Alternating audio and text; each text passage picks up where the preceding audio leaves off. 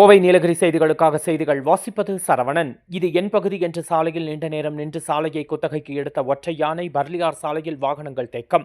குன்னூர் நீலகிரி மாவட்டம் நேற்று மாலை குன்னூர் பர்லியார் சாலையில் நடைபெற்ற ஒரு பரபரப்பான காட்சி தற்பொழுது பொதுமக்களிடையே பெரும் பேச்சுக்குரிய விஷயமாக மாறியுள்ளது.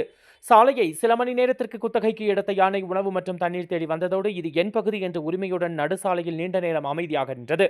இதனால் அந்த வழியாக வந்த பல்வேறு வாகனங்கள், பேருந்துகள், வாடகை கார்கள் மற்றும் இருசக்கர வாகனங்கள் எல்லாம் நிறைந்து நின்று போனது. யானையின் நடத்தை, வனத்துறையினர் சொல்லும் விளக்கம், வனத்துறை அதிகாரிகள் கூறும் பொழுது, இந்த யானை கடந்த சில வாரங்களாக பர்லியார் சாலை மற்றும் அதனை சுற்றியுள்ள பசுமை நிலங்களில் சீராகவே காணப்படுகிறது. இது மிக அமைதியான யானை. இன்று அது நடுசாலையில் நின்று விட்டதும் அதனை யாரும் அச்சுறுத்தாததால் அது தனது இடம் என்பது போல் அசையாமல் நின்றது. யானை சாலையின் நடுவே சுமார் 20 முதல் 25 நிமிடங்கள் அமைதியாக நின்றது. அது நகரவே இல்லை. நம்மை கண்ணை கொடுத்து பார்த்து, இதுதான் என் வழி, நீங்கள் தான் தவிர்க்கணும் என்று சொல்லும் மாதிரி இருந்தது என்று வாகன ஓட்டுநர் ஒருவர் புன்னகையுடன் பகிர்ந்தார். மனிதர் மரியாதை கற்றுக்கொள்ள வேண்டிய தருணம். விலங்குகள் மனிதர்களை தவிர்க்கும் காலம் கடந்துவிட்டது. இப்போது மனிதர்கள் தான் விலங்குகளுக்கு பாதிப்பாக இருக்கிறார்கள். அந்த யானை தன்னுடைய வழியில் நின்றது. அது ஒரு ஆட்சேபனை அல்ல, அது ஒரு உரிமை. இது என் பகுதி என்பது அதன் இயற்கையான உணர்வு என்கிறார் இயற்கை ஆர்வலர் ஒருவர். பொதுமக்களிடையே விழிப்புணர்வும் வனத்துறையினரிடம் கோரிக்கையும்.